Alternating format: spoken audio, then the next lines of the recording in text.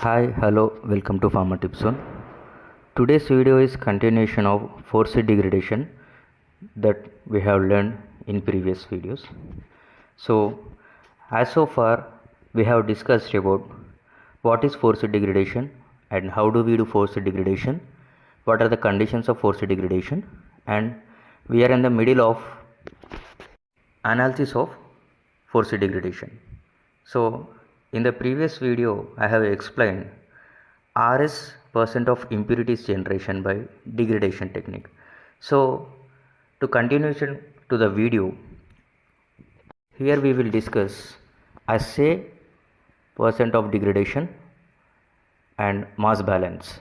So, here the sample is injected into the HPLC system for RS and assay.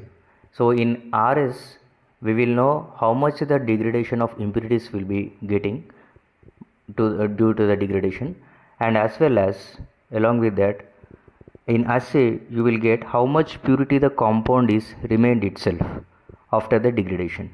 Here when you degrade the compound with the degradation condition, you will check both for percent of impurities degradation as well as purity of the compound. For example, if your control sample is already having 99 point, for say example, if the spec is between 98 to 102, if your sample is showing a say of 99.2, your impurities of the RS sample will be having about 0.8 approximately. So here when you degrade the sample, you will check both for RS and assay. So here from the control sample, if you get about 8% of degradation in some condition, say acid degradation. So in acid degradation, if you are getting 8% of impurities, then your percent of assay should be or around 92%. So here in parallel, that is saying that when you degrade the sample, how many impurities, how much the percent of impurities is getting into the RS, the same content that should be represented the purity of the compound itself. Then by that we will calculate the mass balance of the compound.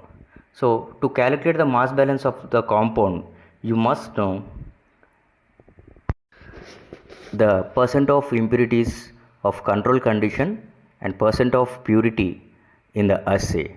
So when you take the formula itself, the forced degradation can be calculated by the formula is the sum of percent of impurities plus assay of degradation condition to the sum of percent of impurities plus assay of the controlled condition into 100. So when you use this formula, when you put the values into your formula, you will get how much the mass balance is. So the mass balance should be between 95 to 105. As continuation to the topic of forced degradation, in the next session we will go to discuss about forced degradation in drug substances and drug product and what are the differences and how do we to calculate, and also we will go to discuss about why we will do mass balance and why it is 5 to 20% for percent of impurity and some troubleshoots. So thank you for your time, team Pharma Tips.